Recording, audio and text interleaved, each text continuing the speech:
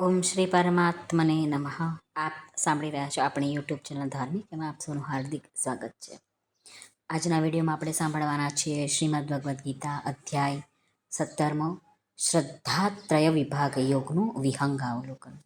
16મા અધ્યાયમાં ભગવાને શાસ્ત્ર વિધિનો ત્યાગ કરીને મનમાં જે આવે એ પ્રમાણે આચરણ કરવાવાળા પુરુષોને સિદ્ધિ, સુખ અને પરમ ગતિ ન મળવાની વાત કહી.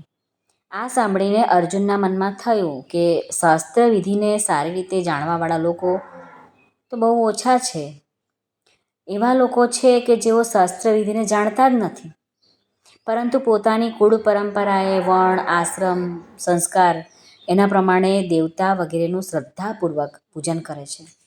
શાસ્ત્ર વિધિનો ત્યાગ થવાથી એવા પુરુષોની આસુરી સ્થિતિ હોવી જોઈએ અને શ્રદ્ધા હોવાથી ઊંચી એટલે કે દેવી સ્થિતિ હોવી જોઈએ. એટલા માટે વાસ્તવમાં તેઓની શું સ્થિતિ છે આ જાણવા માટે અર્જુને આ અધ્યાયમાં પહેલો શ્લોક કહ્યો. ભગવાને પ્રશ્ન પૂછ્યો છે. અર્જુને પૂછ્યું ભગવાનને કે જે માણસો શાસ્ત્ર વિધિ છોડીને શ્રદ્ધા ભાવે દેવ આદિને પૂજે છે એમની સ્થિતિ કઈ ગણાય, સાત્વિકી, રાજસી કે તામસી? આ પ્રશ્ન બહુ વિચારવા જેવો છે કે અર્જુને આપણા માટે જ આ પૂછી રાખ્યું છે. વિધિઓ શું છે આપણને ક્યાં ખબર છે? ધર્મ અને વિધિ, પદ્ધતિ, ભગવાન હું કાંઈ જાણતો નથી. પૂજા કરું છું, જેવી આવડે એવી ભક્તિ ધારી કરું, તો શું ફળ મળે કે નહીં? એવા ભક્તની કેવી સ્થિતિ થાય? શ્રદ્ધાનો મહિમા શું છે? ભગવાન કહે છે કે શાસ્ત્રની વિધિ છોડીને જે વર્તે તેને સુખ પણ ન મળે ને સદગતિ પણ ન મળે. તો પછી શ્રદ્ધાનું પરિબળ શું છે? શ્રદ્ધા એટલે શું એ પહેલાં આપણે સમજવું જોઈએ. કોઈએ અનુભવ કર્યો છે, શાસ્ત્રો પ્રમાણે એમણે અનુભવ્યું છે અને એ માર્ગે આપણે ચાલીએ એનું નામ શ્રદ્ધા.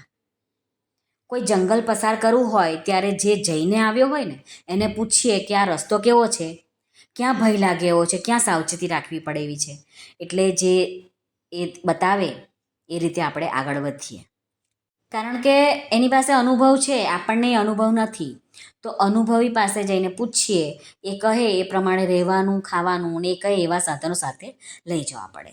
એટલે આ થઈ એ અનુભવી વ્યક્તિમાં આપણી શ્રદ્ધા.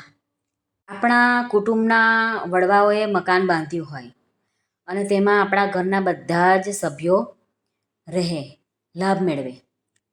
કોઈએ દવાખાનું ખોલાવ્યું હોય તો બધા દર્દીઓ એનો લાભ લે. તો આ બધા જ દાખલા અનુભવ અને શ્રદ્ધાના છે. તમને રસોઈ બનાવવાનો અનુભવ ન હોય પણ કોઈ બનાવે અને તમે સાથે ઊભા રહી જાઓ તો રસોઈનો, ભોજનનો આનંદ મળે અને તમે શીખી પણ જાઓ. તો એવો જ પરમાત્મા સ્વરૂપનો આપણને અનુભવ નથી, પણ જેને અનુભવ છે એ ગ્રંથોમાં લખીને ગયા છે, એમાં આપણે વિશ્વાસ રાખીએ, એનું નામ શ્રદ્ધા. અર્જુન પૂછે છે કે શ્રદ્ધા હોય પણ વિધિ ના આવડતો હોય તો? યજ્ઞ, હોમ, પૂજા, ભક્તિ કરે એનું શું ફળ મળે ખરું? તો ભગવાન કહે છે ત્રિવિધા ભવતી શ્રદ્ધા દેહી નામ સા સ્વભાવજા સાત્વિકી, રાજસી ચૈવ તામસી ચેતી તામ શૃણુ. શ્રદ્ધા 3 પ્રકારની હોય, સાત્વિક, રાજસી અને તામસી. સાત્વિકી અંતઃકરણવાળા શ્રદ્ધાળુ દેવતાઓને પૂજે છે. રાજસી પ્રકૃતિવાળા યક્ષો અને રાક્ષસોને પૂજે છે. અને તામસી લોકો ભૂત અને પ્રેતને પૂજે છે. જેનું અંતઃકરણ હશે એવી એની ઉપાસના હશે. જેવા સાથે તેવાને મેળ પડી જ જાય છે. કેટલાક દંભ અને અહંકારવાળા હોય છે. તામસી શ્રદ્ધાવાળા જાત જાતની ઈચ્છાઓ રાખીને ઘોર તપ કરે છે, હઠપૂર્વક ઉપવાસ કરે છે. અમે આજથી ઉપવાસ ઉપર, અમારું ધાર્યું થવું જ જોઈએ. ઉપવાસ એ એક પવિત્ર વ્રત છે. વાત વાતમાં ખોટા લગાડીને ઉપવાસ પર ઉતરી જાય એ તો ખોટું કહેવાય, અપવિત્ર માધ્યમ કહેવાય. ઉપવાસ વ્રત અને તપ માટે છે. એને કોઈ પણ લૌકિક કે ભૌતિક હઠાગ્રહ સાથે જોડી શકાય જ નહીં. ભગવાન કહે છે કે અમુક તામસી લોકો ઘોર તપ કરે છે, અગ્નિમાં પોતાના માંસના લોચા પણ કાઢી કાઢીને હોમે છે. તો ભગવાન કહે છે કે એવા ઉપર તો મને બહુ જ રીસ ચડે છે. કારણ કે એ લોકોના આત્માની અંદર પણ પરમાત્મા બેઠેલા હોય છે. પંચ મહાભૂતથી જ એમનું શરીર બન્યું હોય છે. એ તામસી લોકો આત્માને રીબાવે છે. એ આત્મામાં બિરાજિત પરમાત્માને પણ હેરાન કરે છે. તો ભગવાન કહે છે કે આવા તામસી શ્રદ્ધાળુઓના કરેલા વિધિઓ, તપ વગેરે કંઈ જ ફળ આપતા નથી. હઠ અને બળાત્કારથી લીધેલી સિદ્ધિઓ તેને સુખ કરતી જ નથી. એ જ રીતે ભગવાન કહે છે કે ખોરાક પણ 3 જાતના હોય છે. યજ્ઞ પણ 3 જાતના હોય છે. તપ અને દાન પણ 3 જાતના હોય છે. તામસી, સાત્વિક અને રાજસી. ભગવાન આ અધ્યાયમાં શું ખાવું જોઈએ, કેવું ખાવું જોઈએ અને કેવો વ્યક્તિ હશે એના ખોરાક પરથી ખબર પડી જાય. એ ભગવાને આ અધ્યાયમાં લખ્યું છે.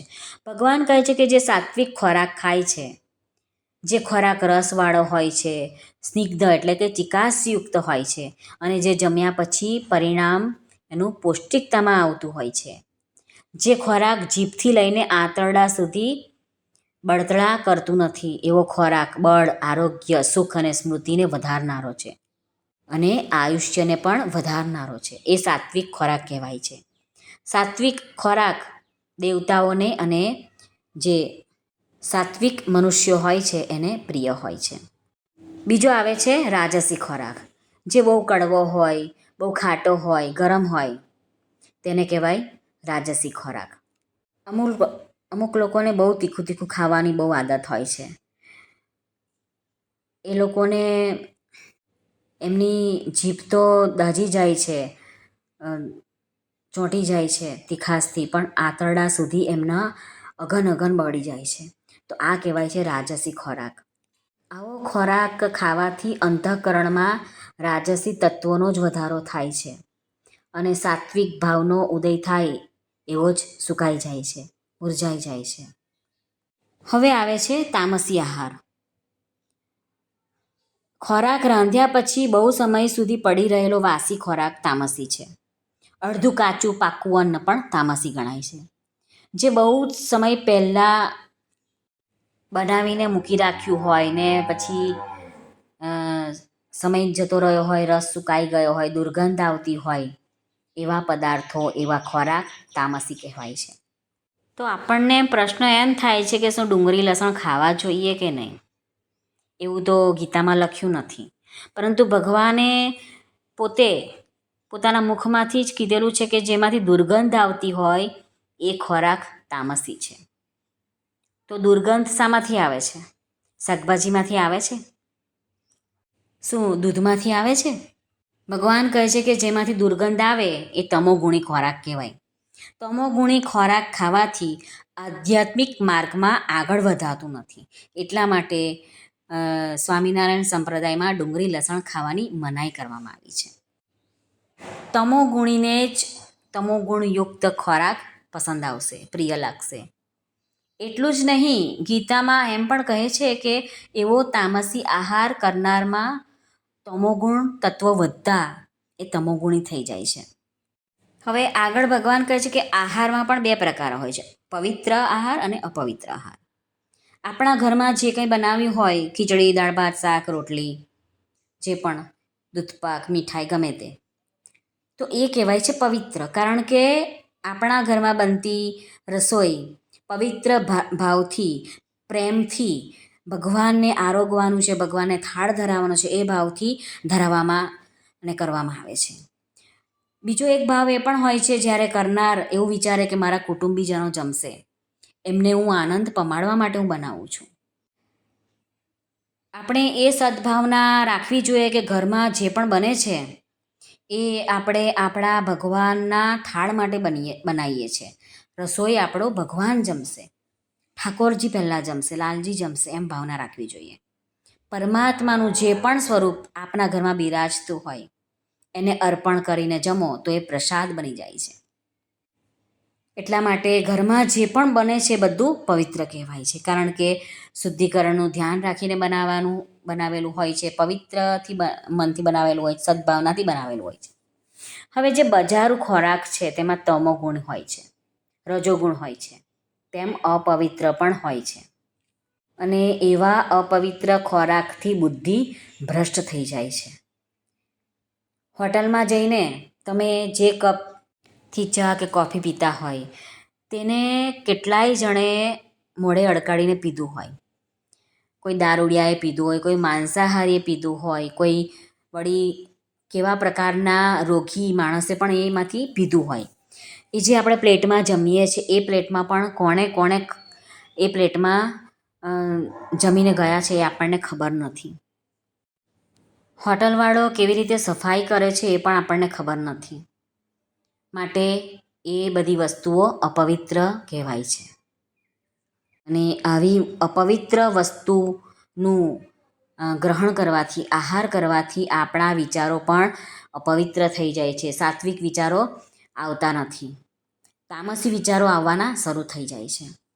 સાચો રસ્તો એ જ છે કે ઘરે બનાવવાનું અને પ્રભુને અર્પણ કરીને એ પ્રસાદી બધાની સાથે પ્રેમથી જમવાની. ભગવાન કહે છે કે કોઈનું એઠું ભોજન પણ તામસ ભોજન ગણાય છે. હવે આગળ ભગવાન કહે છે કે યજ્ઞ પણ સાત્વિક અને રાજસી અને તામસી હોય છે. તો જે યજ્ઞ ફળની ઈચ્છા વગર કરવામાં આવે છે તે સાત્વિક યજ્ઞ કહેવાય છે.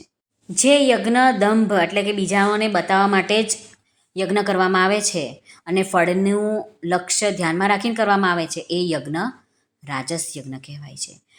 જે યજ્ઞ શાસ્ત્રવિધિ વગર, અન્નદાન વગર, મંત્ર વગર, દક્ષિણા વગર, શ્રદ્ધાભાવ વગર જે કરવામાં આવે છે યજ્ઞ તેને તામસ યજ્ઞ કહેવામાં આવે છે. ભગવાને આ અધ્યાયમાં કેવું બોલવું જોઈએ તે પણ કહ્યું છે. કેવું બોલવું જોઈએ કે સામેવાળાને ઉદ્વેગ ન થવો જોઈએ, પ્રિય હોવું જોઈએ, હિતકારક હોવું જોઈએ એવું વચન બોલવું જોઈએ. જીભનું તપ કરવું જોઈએ, વાણીનું તપ કરવું જોઈએ. તો કયું કહેવાય વાણીનું તપ? ભગવાનના નામનો જપ એ વાણીનું તપ છે. વેદ શાસ્ત્રોનું વાંચન એ વાણીનું તપ છે. જે ભગવાન કહે છે કે મનનું તપ પણ કરવું જોઈએ. મનની પ્રસન્નતા માટે ભગવત ચિંતન કરવાનો સ્વભાવ હોવો, મનનો નિગ્રહ કરવો, અંતઃકરણના ભાવોની સારી પેઠે પવિત્રતા જળવાવી જોઈએ. આ બધું મનનું તપ કહેવાય છે. ટૂંકમાં કહીએ તો ભગવાન કહેવા માંગે છે કે ફળની ઈચ્છા વગર જે પરમ શ્રદ્ધાથી આચરવામાં આવે છે તે તપ સાત્વિક કહેવાય છે. જે તપ સત્કાર માટે, માન માટે, પૂજા ખાતર અને બીજાનો કોઈનો સ્વાર્થ ખાતર પાખંડથી આચરવામાં આવે છે એ તપ રાજસ કહેવાયું છે. જે તપ મૂર્ખતાપૂર્વક, હઠથી, મન, વાણીને, શરીરને પીડા આપવા માટે કરવાનું હોય, બીજાનું અનિષ્ટ કરવા માટે જે તપ કરવાનું હોય તે તામસ તપ કહેવામાં આવ્યું છે. ભગવાન આગળ કહે છે કે એવી રીતે દાન પણ 3 પ્રકારના છે: સાત્વિક, રાજસ અને તામસ.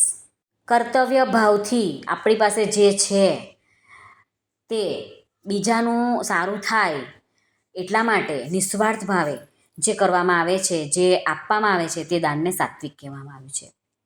જે દાન કલેશપૂર્વક એટલે બળજબરીથી સામેવાળાની અપેક્ષા રાખીને કે હું કરું છું તો એ પણ મારી સાથે આવું કરશે એવી અપેક્ષાથી, ફળની દ્રષ્ટિ રાખ્યા પછી પણ જે દાન કરવામાં આવે છે ફળ મને મળશે એમ એવી રીતે, તો એ દાનને રાજસ કહેવાયું છે. જે દાન સત્કાર વગર, તિરસ્કારપૂર્વક, અયોગ્ય દેશકાળમાં કુપાત્રને જે આપવામાં આવે છે તે દાનને તામસ કહેવાયું છે. આગળ ભગવાન કહે છે કે ઓમ, તત અને સત આ 3 પ્રકારનું સચ્ચિદાનંદ ઘન બ્રહ્મનું નામ છે. એટલે કે જે બ્રહ્મન છે તે કોણ છે? 3 વસ્તુ છે: ઓમ, તત અને સત. એ બ્રહ્મથી જ સૃષ્ટિના આરંભે બ્રાહ્મણો, વેદો ને યજ્ઞો બધા રચાયા છે. માટે જ આપણે કોઈ પણ યજ્ઞ, દાન, તપ કરીએ ત્યારે ઓમ એવા પરમાત્માના નામનું ઉચ્ચારણ કરીને જ શરૂ કરાય છે. ઓમ તત્સદિતિ, ઓમ શ્રી કૃષ્ણાર્પણમસ્તુ આવી રીતે આપણે બોલીએ છીએ. ઓમ શિવાય નમઃ. તત એટલે પરમાત્માનું જ આ બધું છે. જે પણ યજ્ઞ, દાન, તપ જે પણ ક્રિયાઓ થાય છે એ બધી જ ક્રિયાઓ કલ્યાણની ઈચ્છા રાખનારા માણસો દ્વારા કરવામાં આવે છે અને ફળને લક્ષમાં રાખવામાં આવતું નથી. આથી પરમાત્માનું જ આ બધું જ છે એને કહેવાય તત. બીજું છે સત. સત એટલે સત્ય. પરમાત્માનું એક નામ સત્ય પણ છે. જે ઉત્તમ કર્મ હોય છે એમાંય આપણે સત શબ્દનો ઉપયોગ કરીએ છીએ. સદવિચાર, સદપ્રવૃત્તિ. ભગવાન કહે છે કે યજ્ઞ, તપ અને દાનમાં જે શ્રદ્ધા અને આસ્તિક બુદ્ધિ છે એ પણ સત કહેવામાં આવ્યું છે. અને ભગવાને અસતની પણ વ્યાખ્યા કરી છે. આ અધ્યાયમાં ભગવાને કીધું છે કે શ્રદ્ધા વગર કરાયેલો હવન, દાન આપેલું, આચરેલું તપ, જે પણ કંઈક શ્રદ્ધા વગર કરવામાં આવે છે તે બધું અસત કહેવાય છે. માટે એ ન તો આ લોકમાં લાભદાયક છે, ન તો મર્યા પછી પરલોકમાં લાભદાયક છે. આવી રીતે ભગવાને 17મા શ્લોકમાં શું ખાવું જોઈએ, શું પીવું જોઈએ, કેવું રહેવું જોઈએ, કેવી રીતનું યજ્ઞ કરવું જોઈએ, કેવું બોલવું જોઈએ, દાન કોને આપવું જોઈએ, કેવા દેશમાં આપવું જોઈએ, કેવા કાળમાં આપવું જોઈએ, એ બધું ભગવાને આ શ્લોકમાં અર્જુનના માધ્યમથી આપણને કહ્યું છે. આગળ આપણે કાલથી એક એક શ્લોકનું વિવેચન થશે. આપ સાંભળજો. એક એક શ્લોકમાં ભગવાન શું કહે છે, ઊંડો વિચાર છે ભગવાનનો, એ આપણે ધ્યાનથી સાંભળીશું તો આપણને મજા આવશે અને એ જીવનમાં આપણે ઉતારવાનો પ્રયત્ન કરીશું તો આપણું જીવન કંઈક ઓર બનશે, કંઈક ઓર જ સુગંધિત બની જશે. શ્રી કૃષ્ણ અર્પણમસ્તુ. સર્વને ભાવથી જય શ્રી કૃષ્ણ. રાધે રાધે. આશા છે આપને આ વિડીયો પસંદ આવ્યો હશે. જો પસંદ આવ્યો તો આ ચેનલ ધાર્મિકને લાઇક, શેર અને સબસ્ક્રાઈબ જરૂરથી કરશો, જેથી આવનારા દરરોજના શ્લોકો તમારા સુધી તરત પહોંચી શકે. આપ સર્વનો ખૂબ ખૂબ ધન્યવાદ. આભાર.